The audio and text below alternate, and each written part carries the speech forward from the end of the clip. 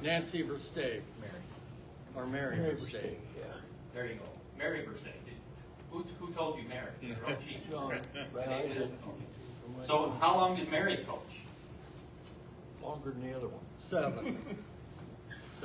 No, she coached 5 years. 75 to 78, 81. What was her record? Did she have a winning record or losing record at all? I think she had a winning I'd record. say Did winning. it? What was it? Anybody know? 642 is a percentage. 2 out of 3 games. No, 63 and 61. No. Who was the next coach after Mary Versteg? Mike Meyer. No. No, I think it was, she was here, spoke to us, Cheryl Bunswell? yeah. No. Oh, Beach? Paula Beach? No. Holy cow. Sandy Reeling. Oh, never heard of it. She was here 3 years and had a 32 and 17 record. Pretty good. Wow. What years was she here?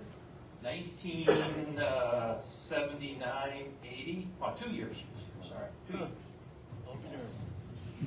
Okay, so after that, it kind of bounced around a little bit. After that, who was Diane Weiss at Paula Beach, Cheryl Buntsma, and then starting in 1989 was Then who? Mike Meyer. What was Mike's record? How many years? Well, first of all, how many years did Mike coach?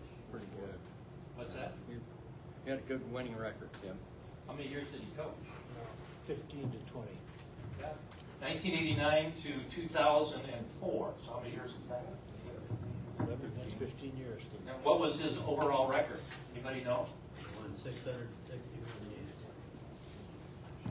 At least 2. Now we're not talking when you were a coach at Northwestern. I think Or was it 61?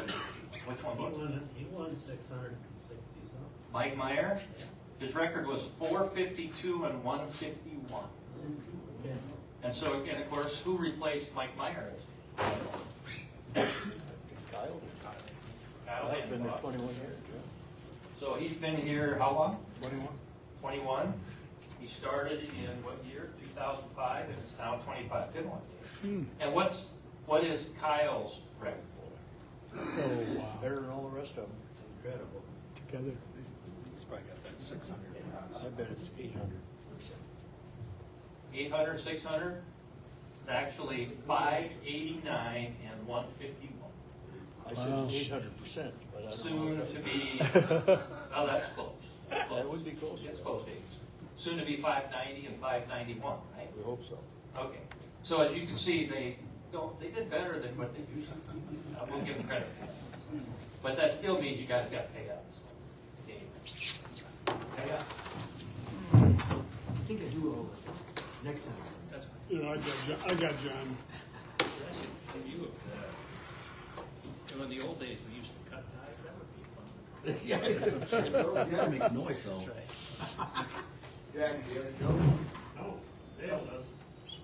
Who does? Oh. Something's going on. Ah, I got it. Got it. Like I'm hearing things. I got hearing aids, so I was like, maybe I'm hearing things.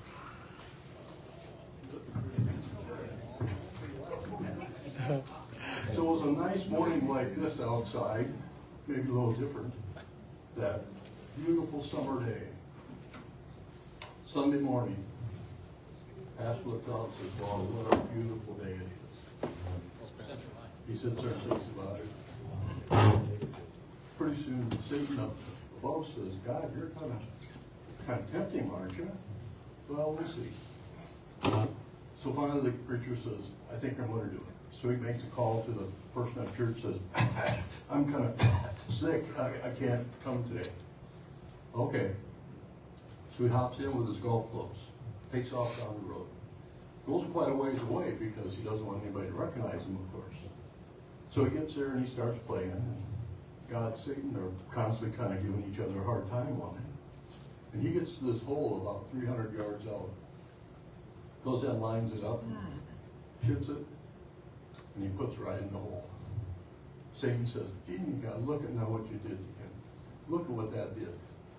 And he says, yeah, but who's he going to tell?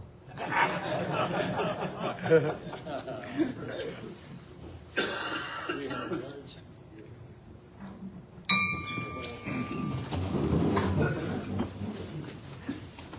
Country 'tis of thee, sweet land of liberty, of thee I sing.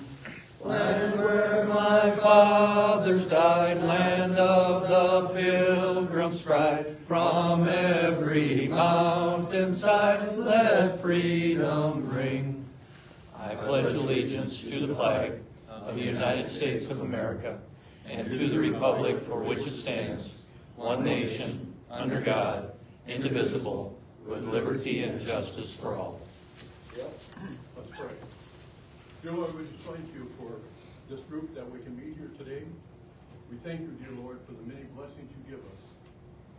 As we think outside and we see so much snow, we want to thank you, dear Lord, for all the people that move snow, for the city workers and that keep us safe on these roads.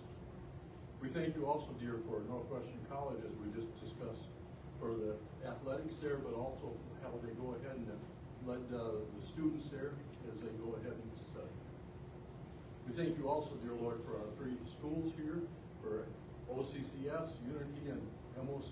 We just thank you, dear Lord, for the Christian faith that's there, of the many teachers as they teach. We just pray, dear Lord, that you will be walking with us. We thank you for this food that you'll bless on our bodies. We pray for all these things in thy name. Amen.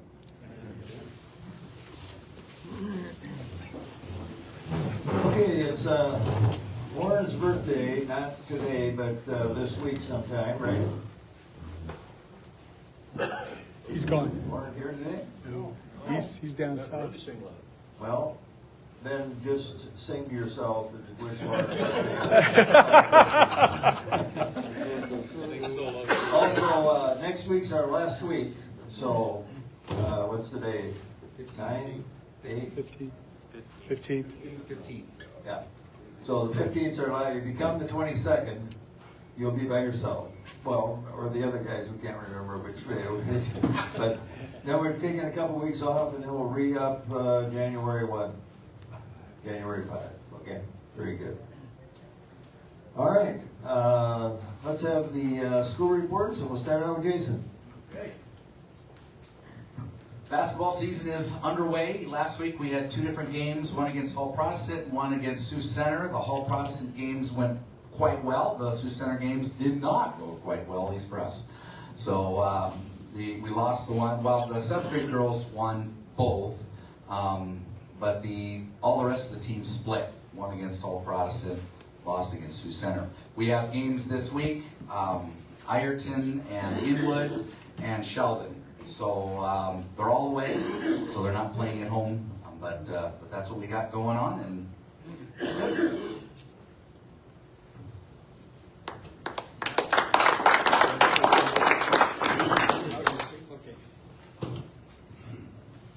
MOC Floyd Valley Dutch played a couple games last week. Last Tuesday, the girls got beat by a good Central Line team. Played pretty well. And the boys are looking real good. The Dutchmen are got a nice team back from last year, got some good returners. So, and then last Friday night, we played West Line here, and the Dutch girls got beat by I don't know, a couple points, not too bad. I think they're getting better. And the boys played a good West Line football team. And I think West Line probably had a week and a half of basketball, but they're always athletic. Our guys are looking real good. Should have a nice season with the boys, and the girls are going to keep getting better. The wrestling was supposed to have a big Lyle Lundgren tournament here Saturday, and it got snowed out. And the girls wrestling, I think they probably went somewhere, but I think they got a full roster for girls too. Dave, have you seen a girls wrestling match lately, or not really? No, not okay. But anyway, I'll go sometime. Yeah, she's real good. That's got girls to center. All right, but anyway, that's the report from the Dutch. At Northwestern, let's look at volleyball first. As you know, they're playing the national tournament down there in Sioux City, and so far they haven't lost a set. In pool play, they won both of their matches without losing. So tonight, they played 8 o'clock against Concordia. Now, we played Concordia twice. We played them down there during the regular season, and then we played them here in the conference tournament, beat them both times, but you know how it is to try to win that third one. So it'll be a battle, 8 o'clock tonight, and yeah, I hope all of you can make that. It should be something very worthwhile to watch. Once again, Kyle Vandenbosch, as Brad said, 21 years, and the last 2 years he's been undefeated as far as the conference is concerned. And just 3 losses so far this year. 2 of those losses are to the teams that are playing in the other match. So it's going to be a battle tonight, tomorrow night. Let's hope we're in there tomorrow night. Basketball, our men's and women went down to Morningside. Our women won a nice ball game, really played well. And the guys got beaten overtime, which was tough to handle. And then coming back here on Saturday, the team went down to Hastings. And there, the women really got, the Hastings girls really got hot, made 17 three-pointers, and beat us rather handily. Then the men turned around and beat the men from Hastings, actually rather handily too. 2 home games this week. Wednesday night, Waldorf comes here. Waldorf is always known for having great ball clubs. They aren't sure yet whether they're going to play MOC Floyd Valley or they're going to play us. Anyway, Waldorf will be here Wednesday night, 6 o'clock and 8 o'clock. And then on Saturday, Midland comes here, 2 o'clock for the women and 4 o'clock for the men. Now, there was supposed to be a wrestling meet at Doane, it said, on the 6th, but I couldn't see any results of it. So what happened, John? We had one guy place, Noah Parmley, got second place, knocked off number 8 and number 9 guys in the nation. So since that guy married the dog now, he's legit now. So he's really doing well. So yeah, he was the only one that placed. Johnny Burdett was 4-2, did well, but one guy placed. So they're off now until I think the 3rd or the 6th of January. So who else? I think that's it. Unity.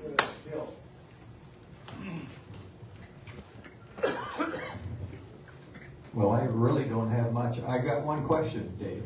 When is the last time that Northwestern has played in the semifinals?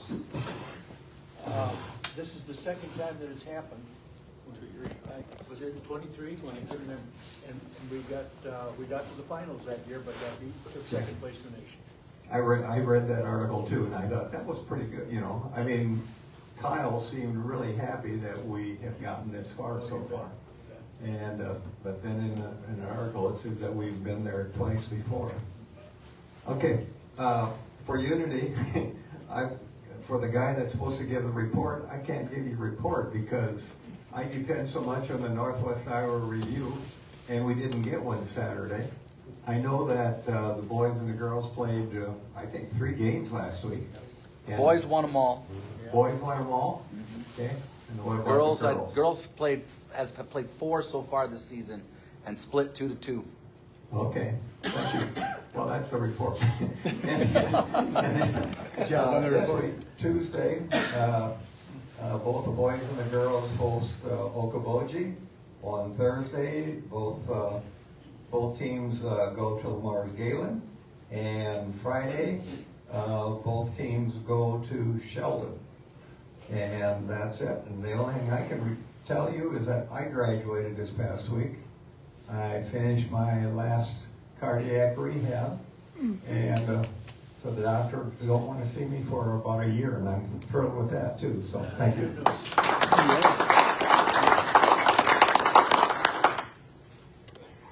Okay, I get the pleasure of introducing Access Builders, Adam Hauerzile and Tyler Spawns. Access is, they're up and comers in our community, and really interested to hear from them on what they're doing. Adam, he grew up in Pella, Iowa. He says on his notes to me that obviously Orange City is superior. Graduate of Dordt College, married to Kate, and has 3 kids, young ones, 5 on down. Tyler, you are a graduate of Northwestern College, grew up in Larchwood, Iowa, and you have 4 kids. 3 kids, 1 on the way, that's what it is. So just want to make an introduction to Axis Builders.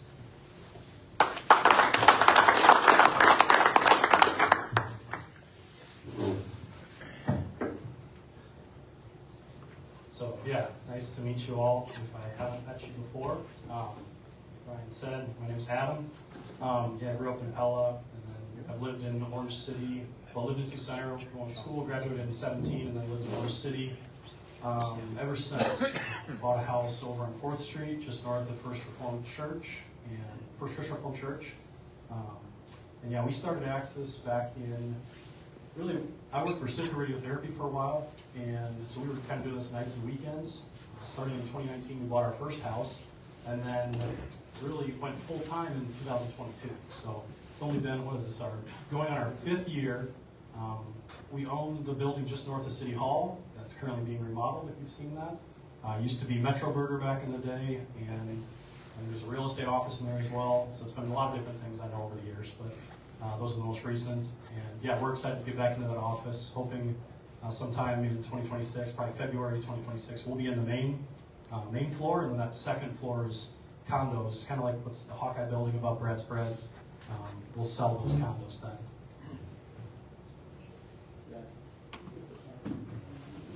Turn the projector on. So we're just going to share some of these plans that we have to kind of show you guys what we've been doing.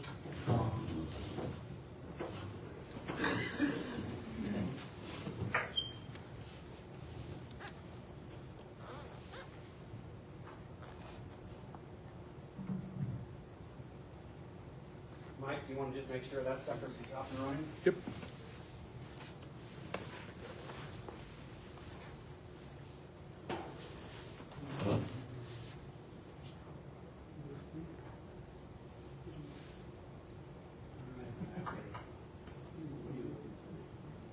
Okay, it goes. He's the mirror, I guess.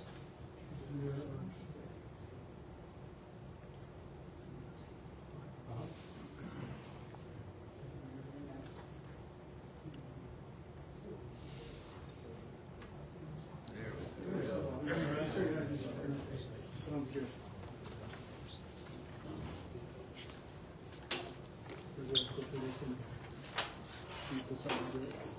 You can move that front. They also released down you have some more. So those are 2 in the front. Okay. Very good.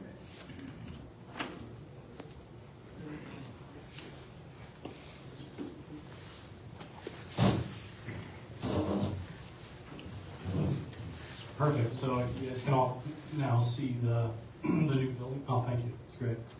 So we really wanted to obviously totally remodel it. We had debated saving some of the walls and potentially saving the mural, but once we got into it, it really didn't make sense. And we were trying to change pretty much the entire aesthetic of it. We wanted to add a ton of windows. Before, we really just did not have many windows in the office, and it was just pretty dark. So yeah, windows was a huge point of our remodel here. So you can see, we'll show some 2D renderings of it as well, but you guys see the main floor is going to be the office for Axis. We'll run our property management business out of that, and our capital business out of that. And so we'll show the rendering for the 2D view later. But kind of this whole front section, we'll have a reception area on the left there, and then our conference room on the right. And then the bottom picture just kind of shows what the side profile will look like. Yeah, and on the top, like Adam mentioned, there would be 4 individual condos that we do plan to sell off, and we did take advantage of the Dutch front grant that is available to maintain the Dutch architecture. And we do have one of them sold already. The top, like southwest unit is already sold. So yeah, I guess here is just some more 2D plans that we have. But our old office building had room for around, 10, 15 people that we were able to fit. And just with the growth of our company, we decided to expand on that. And our new office will allow us to, it'd be tight, 40 people would be tight, but we could grow up to 35, 40 people. Parking becomes the problem. Yeah, So we might get a few more notes in our. But yeah, the main floor is pretty much entirely going to be office, and then there will be some parking in the back that will be for the condo residents upstairs. And you can see on the back end of the building, there also is a condo entrance and an elevator right here.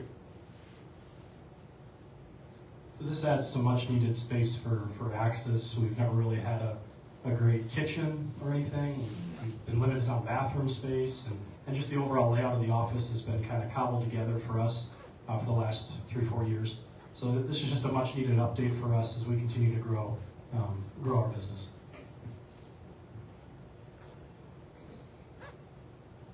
Just got some interior renderings here. This will be the conference room, meeting room, some interior renderings. See the bulk pit area where all the cubicles would be, and then just some of the offices. Some break room.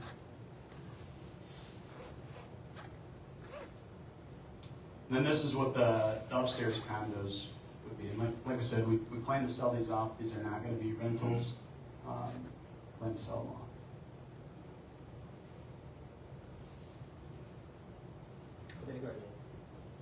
There's going to be, so the three of the condos are going to be 2-bed, 2-bath, right around 1,400 square feet. And then the one bed, 1 bath is a little bit smaller because of the elevator shaft going up into the building.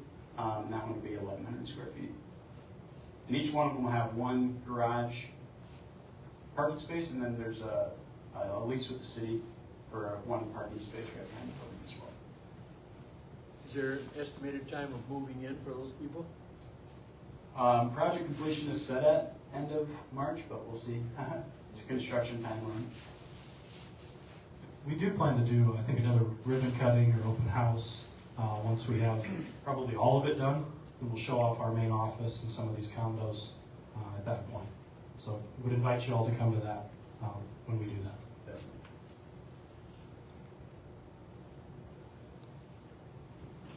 Turn on lights? Well, I guess if there's no other, we do have some other, our plans that we were going to share with a development that we're currently working on. This is the project in Sioux Center you may be familiar with. It's Centerview Apartments. We started this project in April of this year. We've now since completed Building A of this project. And I'll give you a little bit. So this is an apartment complex that we're currently working on and building in Sioux Center. Phase 1 is what we started this year. It's the buildings in the center, the 2 buildings. We do plan to continue next spring with the townhomes, which you see on this side of the plan. So it's a townhome living versus the apartment style. And then a final phase would be probably the next year, the 3rd and 4th building. But yeah, this is a current project that we're working on. We've opened up our first building, Building A. That was completed end of October of this year. We had Rugen Hill Construction was the general contractor on it, and they completed in said timeline, and we had 20 residents that moved into the 32-unit building the very next day. Gives you an idea of the demand for rentals in the area. We still currently have, I think we're down to 3 units that are available in the first building. So we've gone through our lease up even faster than we expected. I think we factored around 3 months to be able to lease up the entire building, but we were almost 60% occupied day 1, and I expect to be 100% occupied on Building A within a week or 2. And then Building B, we've already leased out, pre-leased for prospective move-ins of April 1 to be, I think, what's 10 units? Probably 8 to 10 units already, 10 units, yeah. with additional demand coming through the door every day. And one of the things we noticed when we were building and going through the leasing process, there's a lot of families that are looking for rentals. We do have, each building has 4 3-bedroom apartments, but not exactly ideal for a family. So at that point, we decided to add on the townhome project. which will be beginning next spring. These will feature 3-bed, 2-bath townhomes and a little bit more of a homesteading, but obviously pushing for the affordable end of it by linking together a larger building and, you know, the economies of scale of doing that.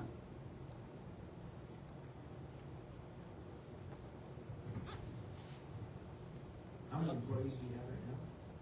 I think we have 27 or 28 employees, with a number of them part-time. I think there's 17 or 18 full-time employees. And that would be a mix, some people in the office, and then we have some team members out in the field doing maintenance and renovations on apartments as they come open. Unit turn and maintenance on those apartments. Yeah, maybe starting with an overview of Axis, I guess would have been helpful, but, so we call ourselves Axis. We really have 3 different arms of our company. We have the property management arm, which is obviously anything property management related, managing properties like this. We have right around 1,400 apartments across the state and in South Dakota. And then we have our Axis Builders arm, which we don't have the capacity to build a project like this. We're not a full built-out development company. We can certainly plan it and facilitate it, but would not have the capacity to complete a project like this on our own. Our builders crew is really designed for, we started off with just doing home flips here in Orange City, but it's really designed for unit turn renovations. You know, with owning 1,400 apartments, we probably have 40, 50 move-in, move-outs every single month, and some of those aren't always the prettiest. So just cleaning up those apartments, that's what our guys are really for. And we do ship them across the state, you know, quite often to do that. Just ongoing maintenance too. Things break all the time, and so we need to make sure that we're taking care of those things when they break. And then the third branch of our company, which I'll run through a pitch deck for a current investment that we're working on, is the Axis Capital side. So that is handling any type of putting together a development like this would be an example of what we do.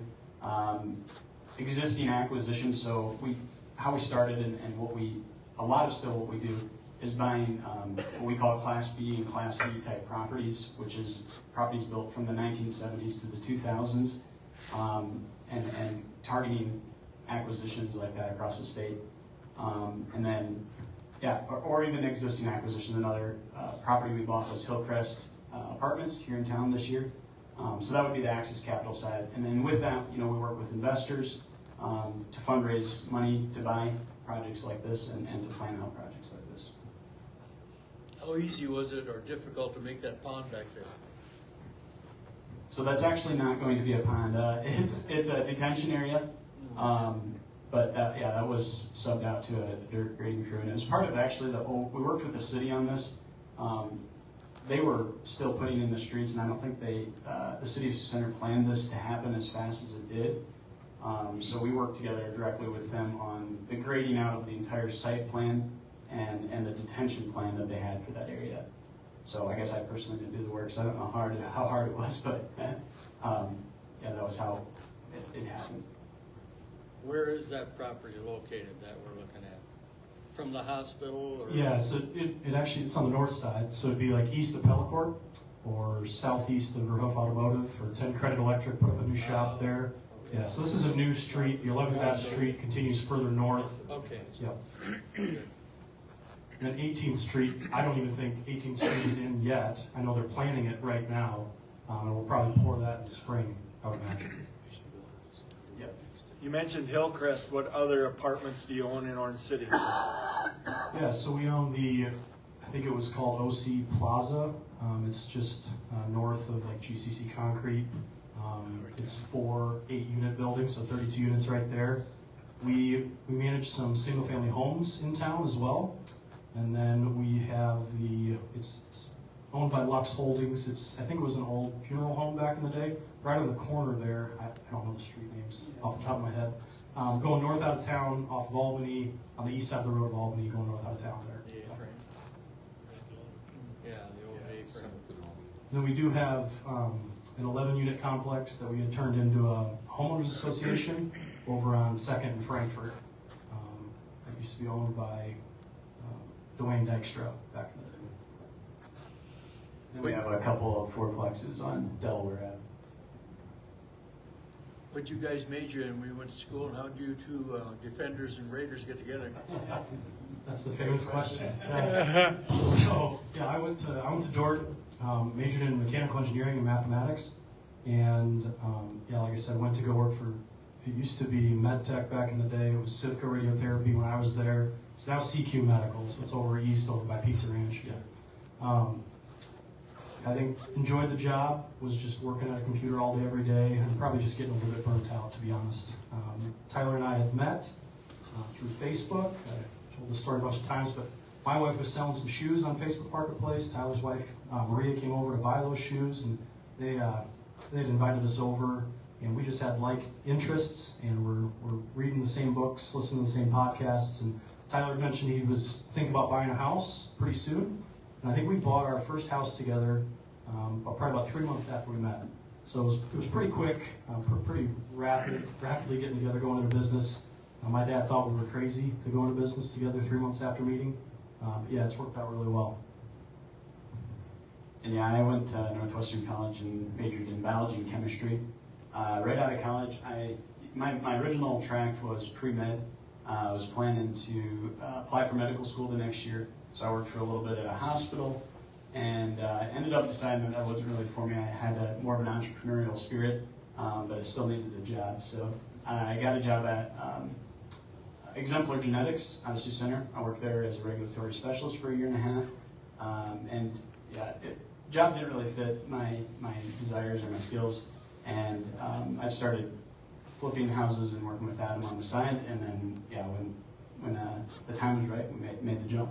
Yeah, so we started that in 2019. We bought our first house, and so we then, I think, had continued to work full time, reinvested some of our money, and continued to buy. I think we bought an 8-plex next, and in Paulina, and then an 8-plex in Sheldon. But yeah, I didn't quit my job, right? I didn't have the courage to quit my job until January of 2022. So that's really when we bought our office space, and when we went full guns blazing into the business. So when I look around Sioux Center and here, all these rentals that are going up, what is your percentages? I mean, are we gonna ever get enough? Or are we gonna overstock it eventually, or what's your thoughts on that? Yeah, I think each town's a little bit different on the demand that it needs. I think something like this should have been done in Sioux Center a while ago. And yeah, it's just based on the lease up and how fast we can lease up property. The other thing we really look at is our occupancy levels at our current properties. So in Orange City in particular, I think our occupancy is usually sitting around 95, 96, 97%. So that's usually an indicator that there's decent demand. We do have other properties in other towns that can be harder to lease up. But there's also the limit of, when you're building newer properties, you have to ask a higher price. So sometimes that can be a little bit of a holdup on communities to actually being able to build. Because yes, could you fill a unit? Of course, but can you ask for the right price that you need with the cost of the construction is the second part of that. I guess in Orange City in particular, I don't know exactly how much more units, but I think, the continued trend of what we have been doing, 12, 15, 20 units a year with different projects across the town, I think is appropriate. It seems to be staying full. I guess I don't see any problems with that. And then, Sioux Center is yet to be determined, maybe a little bit more aggressive economy there and more jobs. But it seems like there's quite a bit of need there still. I'd say it's an unhealthy balance at this point. So does stuff in Sioux Center rent higher than a similar stuff in Orange City, or vice versa? Not necessarily. I think it would just depend on what product you'd actually be comparing. So if it's a single-family home in Sioux Center, Orange City, I would say they'd be comparable. It certainly depends on the age of the property too. Like Tyler had said, if we're building something brand new, that would rent for more in either town. I have the vaguest idea of how much rent is for, what do young couples, what do they have to look at as far as monthly rent? Yeah, I would say for something new or existing, I guess, what are you looking at? Either or? New, yeah. I'd say our average rent is probably in the 700s, 800s for apartments. New construction is quite a bit higher than that. So a one bedroom at Centerview, for example, is right around $1,100 a month. Two bedroom, $1,300, and a three bedroom, close to $1,600. Well, and we have some single family homes that would be older homes, maybe not in the best condition. They would still rent, above $1,400. Some are renting for $1,600. So it depends. Thank you, though. I didn't have the vaguest idea. I just make you feel bad. When I moved to Sioux Center in 1961, my rent was $45 a month. It's dramatically different now. And I will say, we do have some apartments in some really small rural towns. Rent is $400, $450, $500. That'd be about the highest we go in some of those really small towns. So that many properties, you gotta have a pretty good maintenance crew, do you not? We do, yeah. We have a wonderful maintenance crew. I should have maybe backed up too. We do have a really robust property management software tool as well. It's called AppFolio. That helps us do a lot of what we're talking about doing from here in Orange City. We love Orange City. We call this our headquarter location. It's going to continue to be. But you do always need boots on the ground. So yes, we utilize a lot of people out in the field, either third-party vendors or employees that we employ directly with us. You said you own quite a bit. How far east do you go and how far west do you go? Yeah, it's a good question. So I think the farthest property we own is down in Washington, Iowa. So it's southeast Iowa. I think it's 5.5 hours to get there. Yep. And then we go as far northwest as Mitchell, South Dakota now. And then we have some property in Yankton, Sioux Falls, South Dakota. And then over in like north central at Emmitsburg location.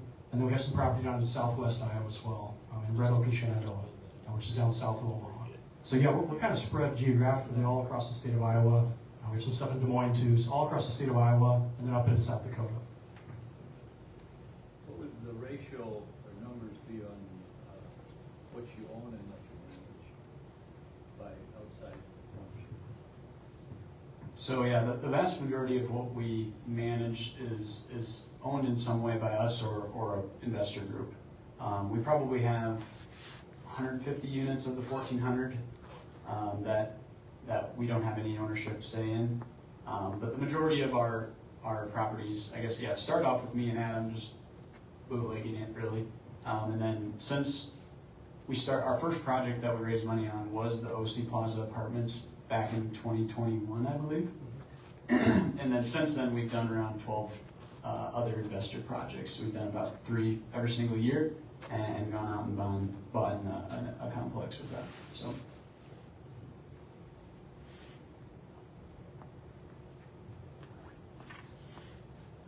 So do you establish a new LLC, or how do you do that for each new project? And it's different investors or same investors? How does that work?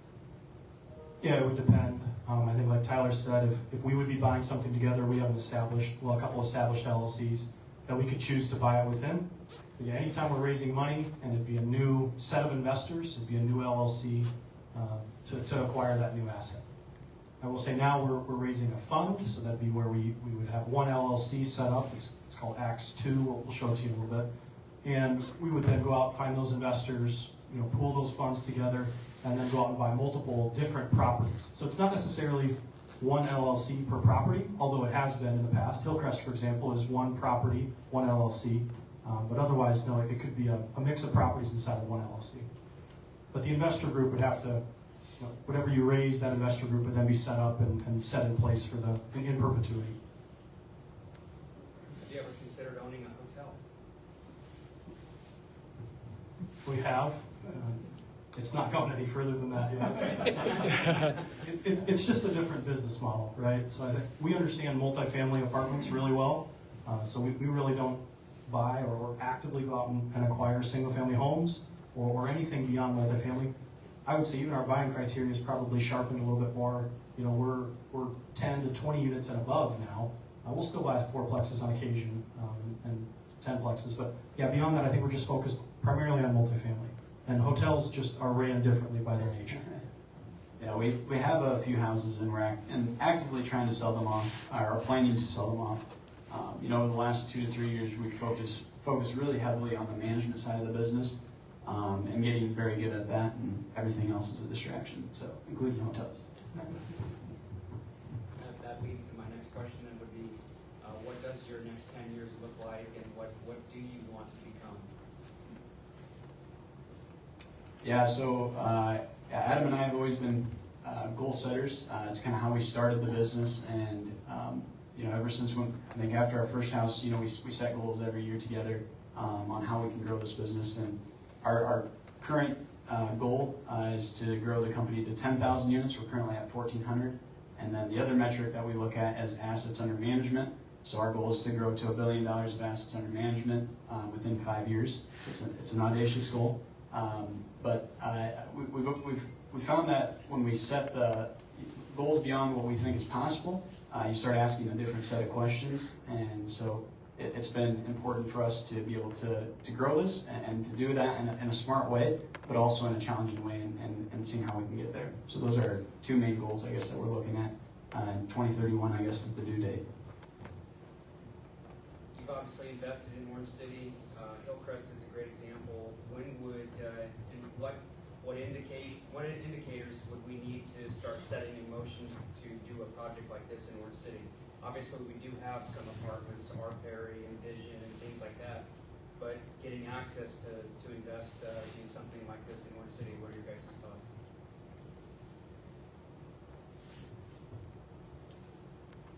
Yeah, I guess, I don't think it's in the near future that we do something on this scale. I think our current development plans and what we'd like to continue doing is kind of what we're doing downtown. I think Adam's on a new committee. I don't know what's the name of the committee.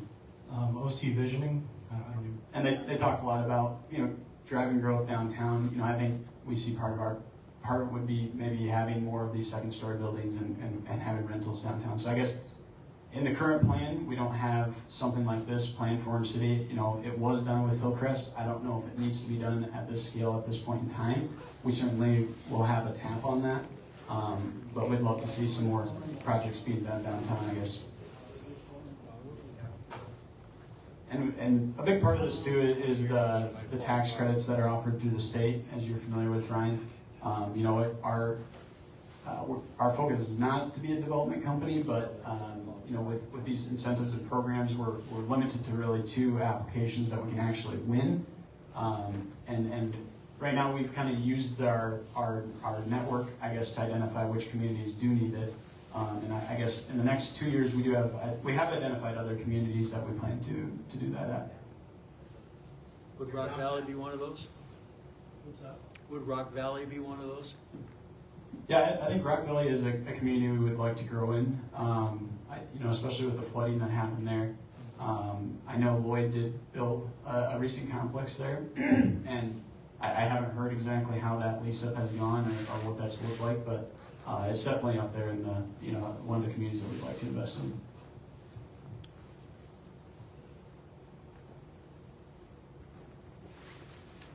Well, we know housing is a major problem in these small communities, and we're just blessed to have you guys addressing the problem and choosing Orange City as your home base. So we're happy. So thank you very much. Thank you.